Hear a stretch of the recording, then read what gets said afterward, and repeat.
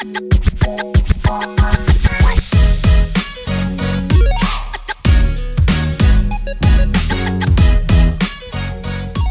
is going on, squad? Welcome to We Killing It. All we do is love entertainment, and we love talking about it. So what we are is a podcast talking about entertainment and media. This is take one, but we will be releasing an episode weekly. So if you want to get more information and you want to hear more from us, hit that sub button. And if you want to get notifications, make sure you hit that bell. I want to take a quick second to say rest in peace to Brandon and Bruce Lee and their family and friends for all the enjoyment we've had from watching their movies all of our lives. We watched the movie The Crow the other night. It's a 1994 film, and it stars Brandon Lee, Rochelle Davis, and Ernie Hudson. The film is written by David J. Shaw and John Shirley. And fun fact, the movie is originally based off of a comic written by James O'Barr, and the comic has the same name as the film. It's actually funny because I had no idea that it was a comic book as well. I've been watching this movie since I was like 4 years old and literally had no idea that it was a comic book. I didn't know there was a comic book until you told me there was. I literally looked it up and I was like, oh my god, there's like a whole comic book here, let's go. but Top Dollar's not in the comic book. He's not? Like, so that incestuous thing we don't like's not in there, but Top Dollar's not in there either, and he's like my favorite character. Well, I mean, at least they didn't have incest back then. So, I've obviously seen this movie before. I was about 4 or 5 or 6 years old when the film came out, and it's actually the first film that I saw in the movie theaters, and it became my favorite movie after that. So, I've probably seen this movie hundreds of times. Matt, though, has never seen it, and that was a fun thing that I thought we could check out together to see if it still stands up. I love this film. I've been a big fan for like basically my whole life. But like, what did you think about it? I thought it was pretty cool. There were a few things that I liked right away. The second the movie started, I liked the monologue from the child talking about kind of the plot point of the crow itself, the bird, and I think if you pay attention to it right off the bat, then you could see the movie from an entire new perspective. Oh yeah, it's so cool. What about do you got like a favorite camera shot or just like a favorite artistic moment in the film? I really like when what's it called? It's okay. Who? I can help. Mickey was the guy that got launched. Mickey, yeah. So I liked it. It's part of the kill scene, but it's not like the full kill scene. It's the one part where Mickey is strapped up in the car, has a thermite in his lap, and is being launched off into the river, and his friend Skank is just sitting there watching, and then he gets messed up too. It's just so great. I love it. I'm a big fan of the fire crow. I love the fire crow when he throws the lighter fluid down and it's just perfect. Yeah, it's just cool. It's just. But I will say my favorite shot in the whole movie is when Eric Draven is just sitting on top of the roof playing the guitar, and that camera comes up like this, and it shows the whole city, and then it goes back. It goes to some terrible, like the computer generation of this movie is not great. But it's from the early 90s. But so like it goes back and then you see some terrible computer generation, but before that shot is just so gorgeous. Right.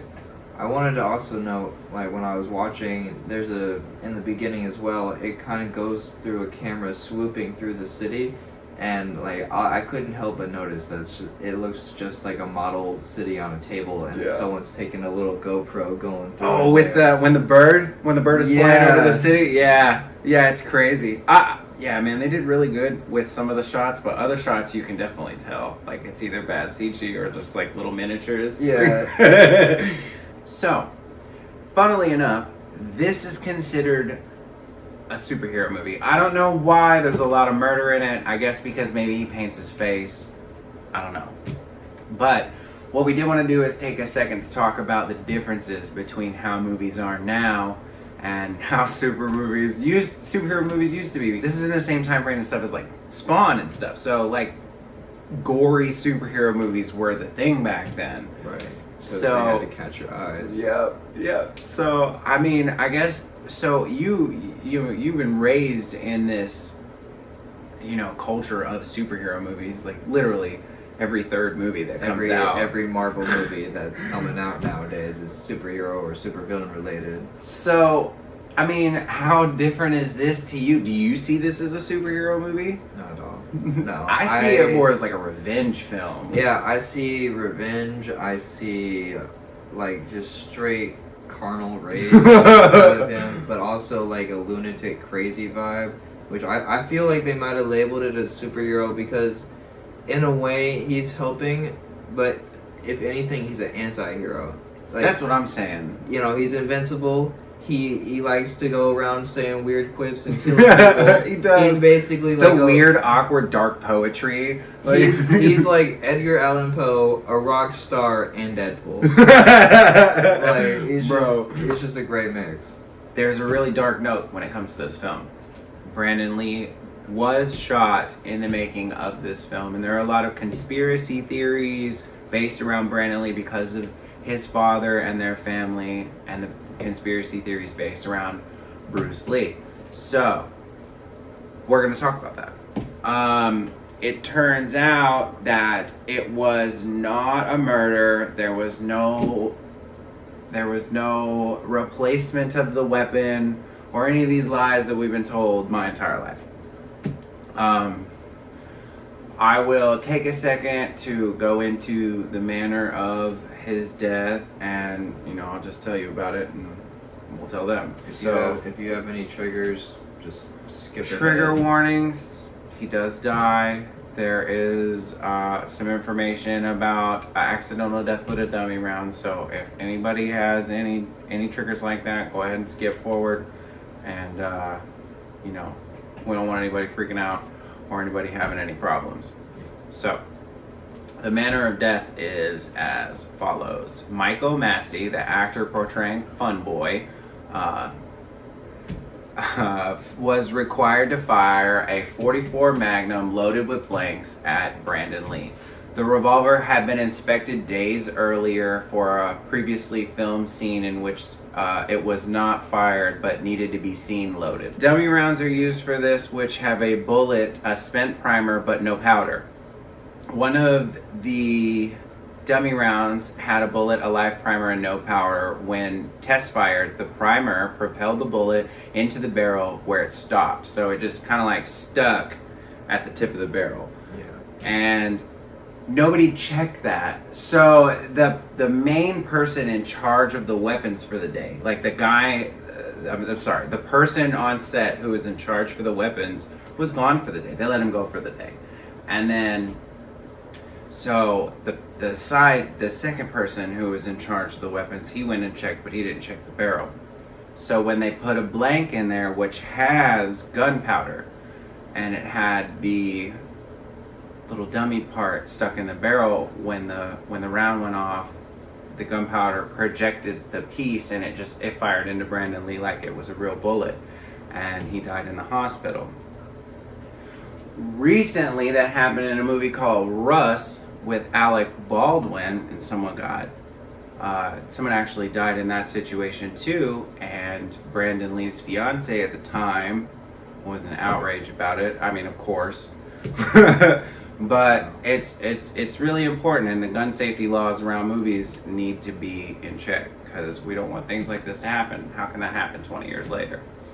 We should have learned the first time. We should have learned the first time. And that's exactly what Brandon Lee's fiance was saying. So what I believe my whole life is a conspiracy theory based around other conspiracy theories having to do with Bruce Lee.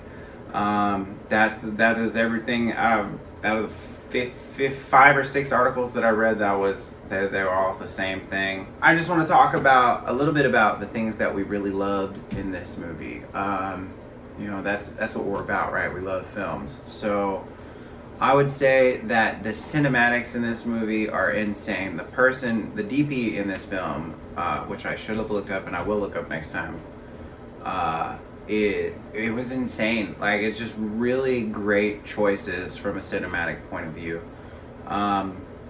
Musically, they did really well. There are a lot of time period songs, you know, that 90s hair metal, but there's also like a lot of really good original things that they did for Eric Draven's character that I really, really like. And then the poetry. They put so much poetry in this film, and like there's no films doing that now. Like it's just awesome. The scene with the pawn shop where he knocks on the door and quotes the Raven, like, oh, I've loved that my whole life. Like, it's just too good. I'm not a big fan of the incestuous overtones, and I'm definitely not a fan of, you know, the bad CGI, but I can get past that just because of how good the film is. And it was really hard for me to come up with just those two things that I didn't like, so, you know, bear with me. Yeah. For me, I'd have to say I love the plot line and the story that goes through it. Like I said before, with the story of the crow and how the eyes help, and just Eric Draven's story that he's of that painful time with him and his fiance, and how they were both killed, and then he comes back for revenge. That's just a great story, and I love how he gets his revenge. And I gotta say the kill scenes are just top notch. Like there wasn't a kill scene that I was disappointed with. Bro, he stuck Tintin in all of his major organs with all of his knives. With all of his knives. Like, his humor and the cops' humor and really all the humor in this movie. The only one I didn't get was Top Dollar, but that's because he's an evil bastard. Yeah. Evil bastard. And then honestly, another thing that I really liked was that Eric Draven could go to someone that he saw needed help, because that's all he really did. If you really looked at the undertone of his character, is that he was just trying to help and get his rest or whatever. And you know, when my favorite scene is when he goes to help Darla.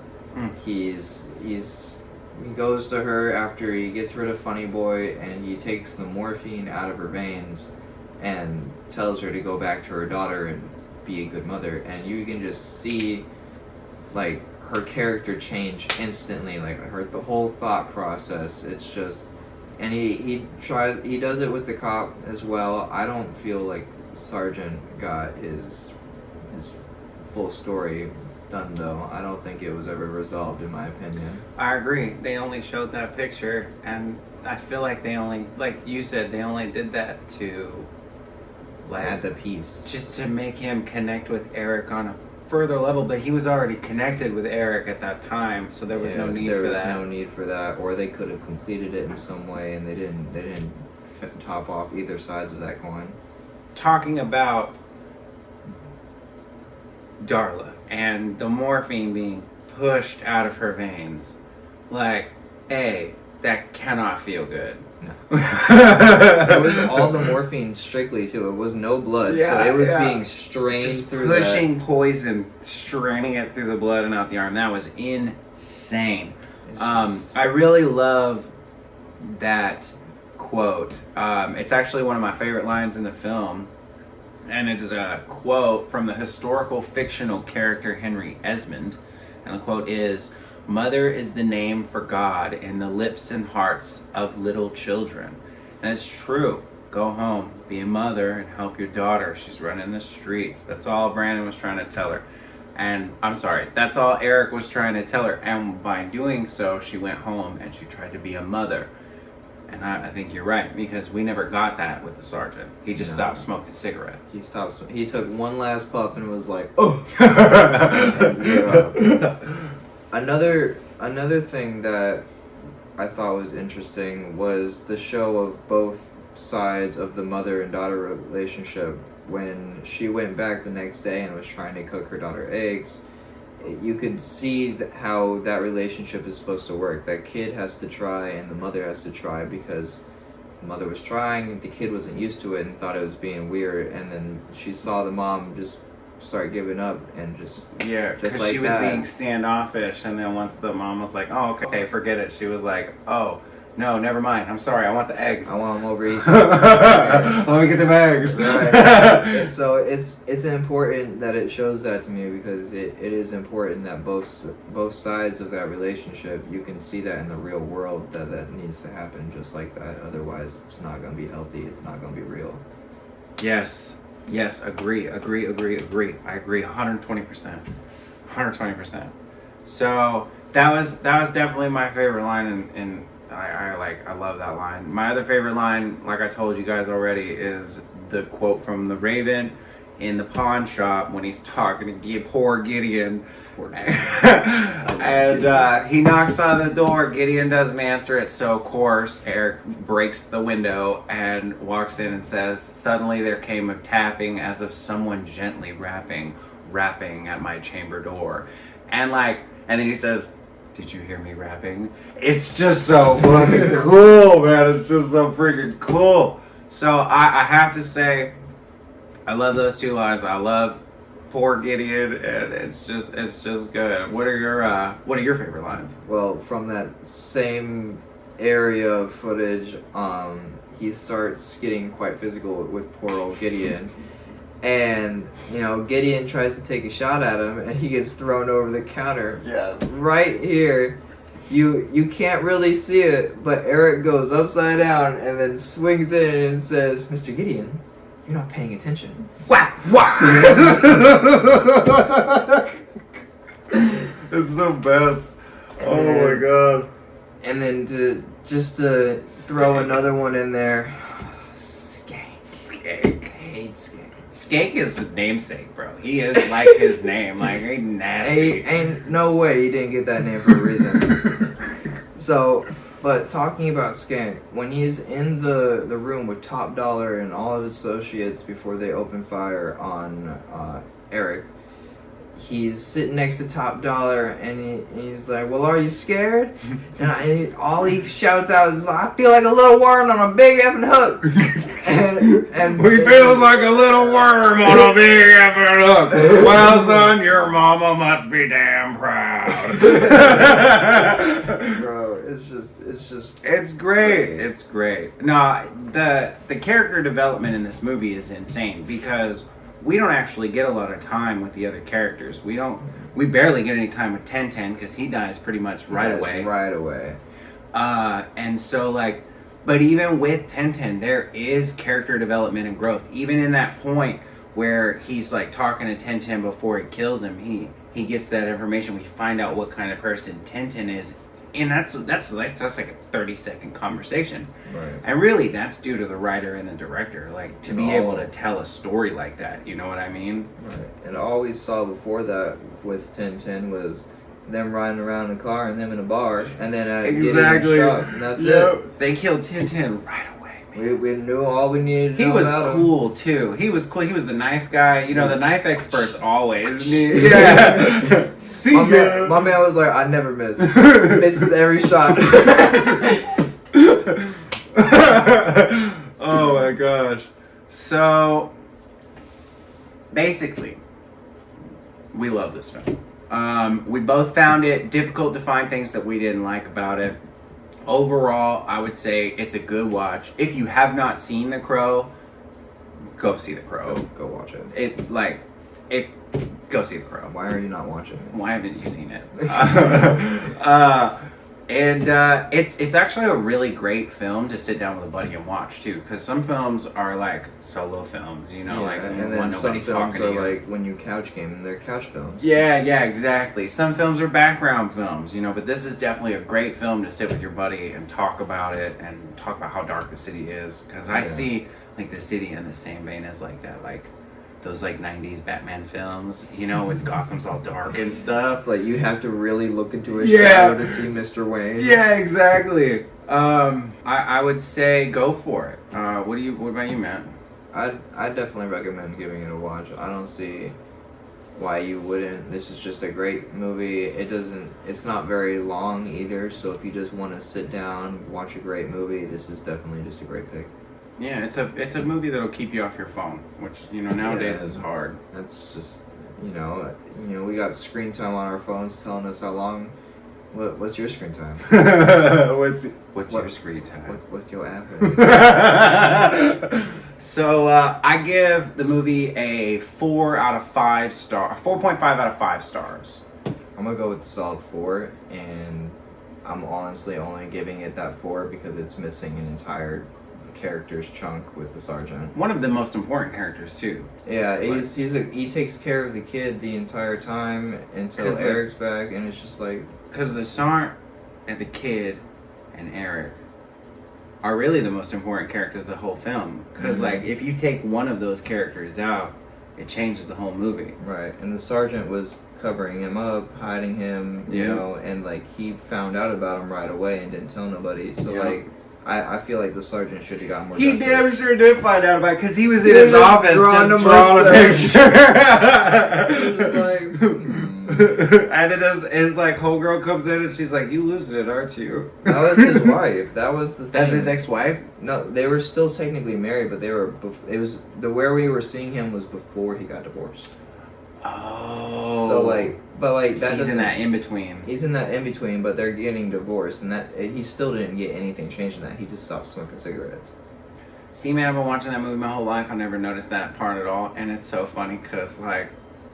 There was no development. That's the reason why I never noticed it. There was no reason to notice it. You know, because like you watch a movie and then you go back and you watch things and you see other things. Mm-hmm. You know, but with that movie and that character, you don't really do that because you're right. There's not enough character development with that character. Yeah. They put too much on the villains, like instead of their team. Yep. So, well, it has been so much fun, and don't forget to like, share, and subscribe. And until next time, I've been Tyler, and this has been Matt, and we killed it.